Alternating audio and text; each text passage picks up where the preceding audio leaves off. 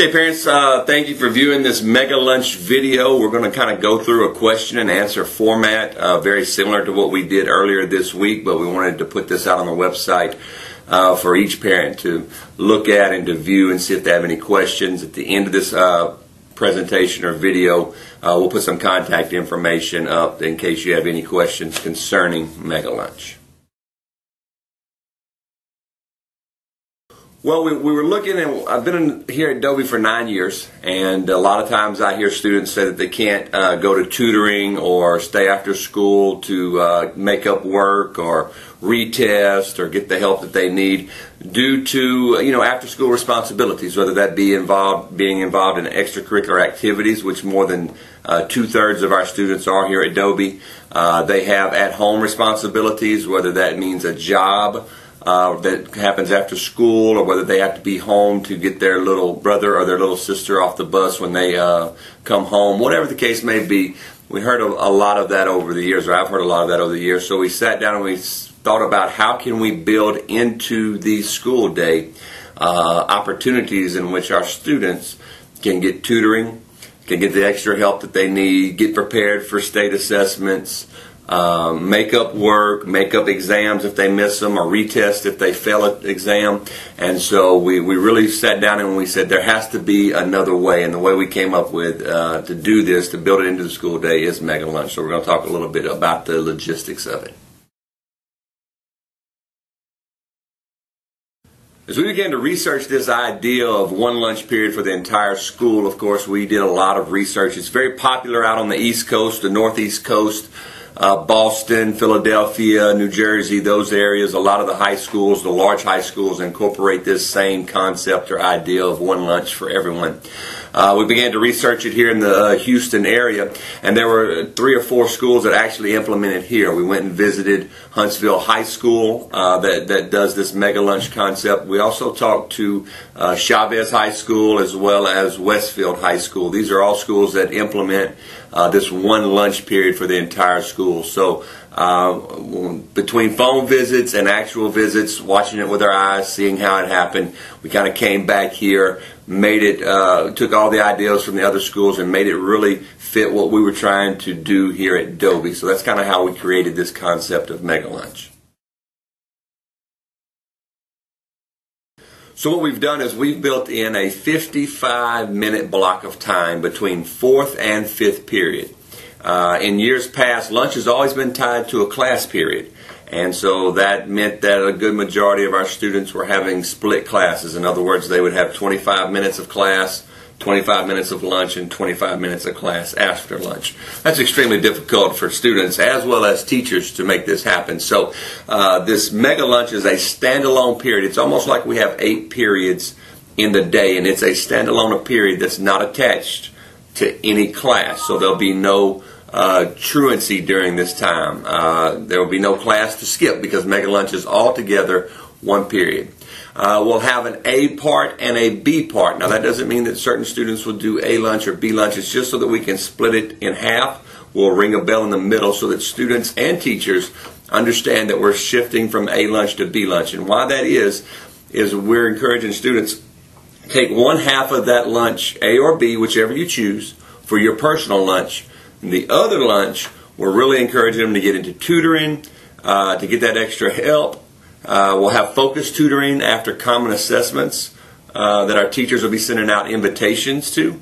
Also joining clubs. We'll have multiple clubs here at Dobie already, and then we've invited teachers to sponsor clubs of interest. Not necessarily academic clubs like National Honor Society or Key Club, but interest clubs, things of hobbies and stuff like that.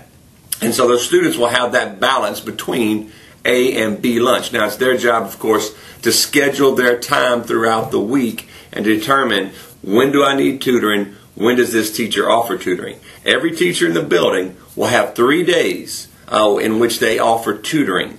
The other 2 days they'll be offering a club and then they'll be on duty with us as administrators. But those 3 days, every teacher has 3 days within that week for tutoring. And again, our students need to look, see what those 3 days are, see which lunch it is that they have. Because again, teachers have that 25 minutes, 30 minutes of uninterrupted lunch that we provide to them. But the other half will always be involving tutoring. So, encourage your students to really look ahead, think about it, see when these teachers have tutoring.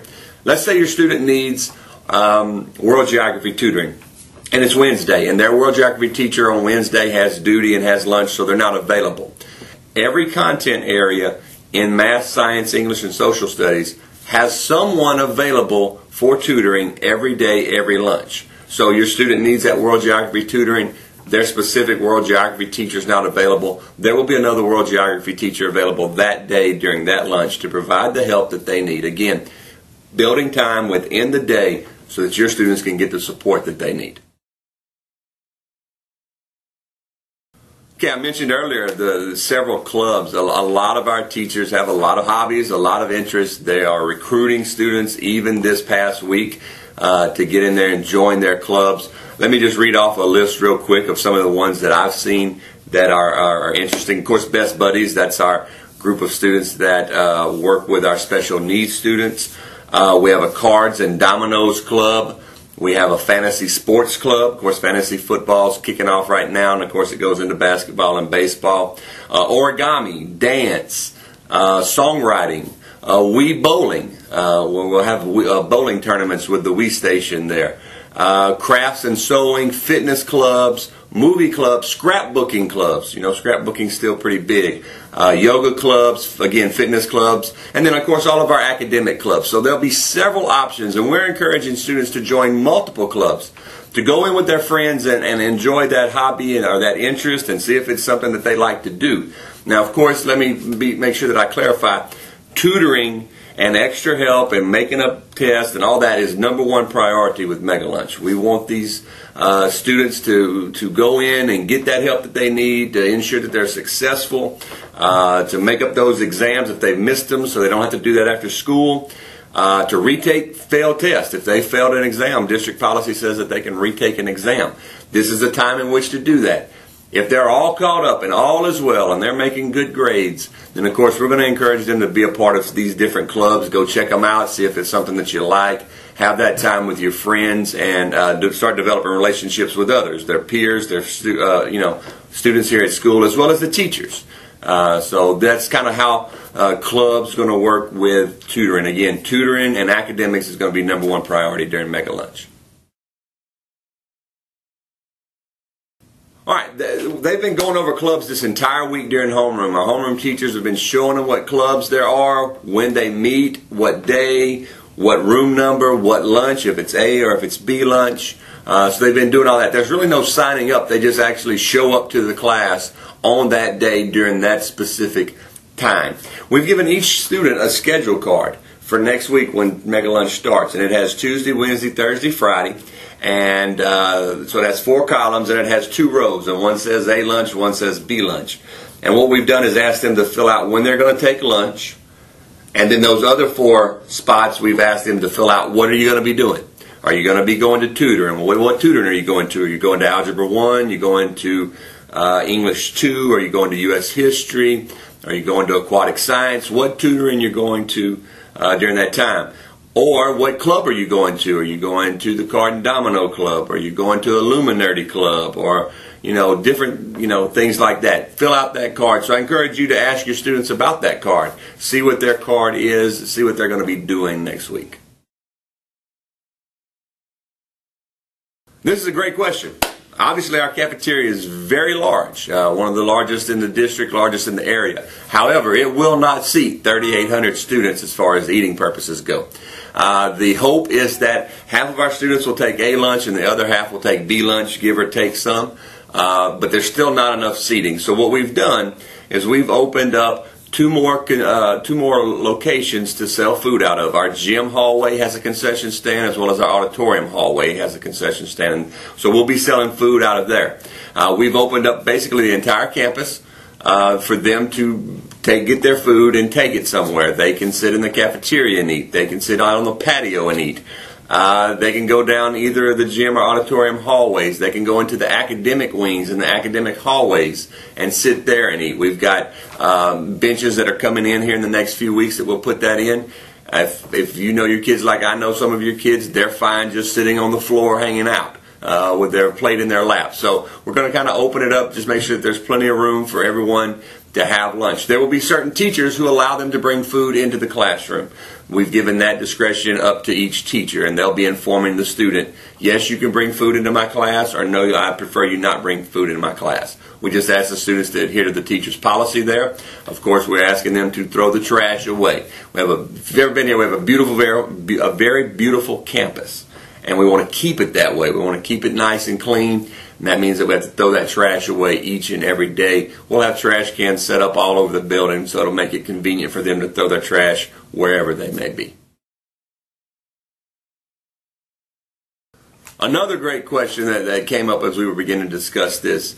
Of course, while students are in tutoring or they're in clubs, they'll have a staff member there with them, so that's automatic supervision. As far as the students that are eating or that are in the halls, every administrator, myself, as well as all of our APs, as well as all of our counselors, will be on duty every single day during this mega lunch. We've blocked off our calendar. We've told our secretaries don't schedule any meetings during this time.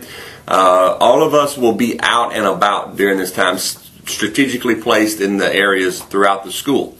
I mentioned earlier that each teacher has 3 days of tutoring, 1 day of club, and 1 day of duty.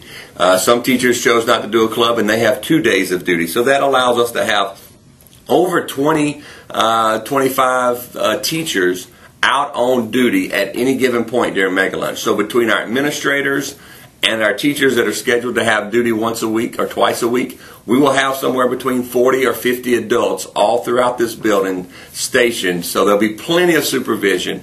A lot of times when we had the 4 lunches and there's 1,000 students in the cafeteria, a lot of times, we just have our, a few APs in there. And so I think the ratio is much better this way. We're spread out, of course, but we have, again, somewhere between 40 and 50 adults. So there'll be plenty of supervision during Mega Lunch. This is a great question. It's one of the reasons why we're doing this video. Obviously, every person on this campus, every adult on this campus is totally committed to Mega Lunch. The administrators, the teachers, the support staff, everyone is committed to making this thing work. Now I'm asking for, as parents, you to be committed to helping us with this concept, this initiative. Have those conversations weekly, daily even, every night. Talk to your student about what they're going to be doing during Mega Lunch tomorrow, or what are you going to be doing during Mega Lunch next week. I encourage you to get on Parent Connect and stay there and look at those grades and see those grades. See where your students have zeros or they have work not turned in. Encourage them, I've looked in your biology grade. You've got a couple of things not in there. Make sure you go in to see Miss Brown to take care of that work this week or tomorrow or whatever the case may be. That's the greatest way that you as a parent can help us with this concept of Mega Lunch, is constantly talk about it with your students daily, again, weekly, maybe Sunday night. Sit down and talk to them about what are you going to be doing during Mega Lunch? What clubs are you going to? What tutoring do you need? Those sort of things, so that they are planning. We all know that is a thing that teenagers struggle with, is planning. And so we're trying to put that into place. As we all know, once you get out of high school, whether you go into the workforce or whether you go into college, planning is a big, big deal. And so we're trying to teach that time management here at Adobe early on. And again, that means that they have to plan. They have to think about the week. They have to think about what's available for tutoring, what's available for clubs. How am I going to make this work with my schedule? So if you can help me, parents, with that, that would be a tremendous help. Again, I truly believe that this will make a huge impact. It will change the climate and the culture here at Adobe and have it in a positive, more positive direction than it already is. And I think that our students are going to reap tremendous benefits because of this academically. I think our test scores, our state assessment scores are going to go up as a school. Your individual student scores are going to improve, both as state assessments as well as their class and their grades and their averages. It's just going to improve because, again, we're providing opportunities within the school day for them to get that extra help or that ability to retest or make up work within the school day, so that we don't infringe on what happens outside of school. So again, thank you so much for viewing this video. We're going to put a slide up right now with contact information, both email as well as phone. If you have any questions, feel free to shoot us an email or give us a call. Thanks so much.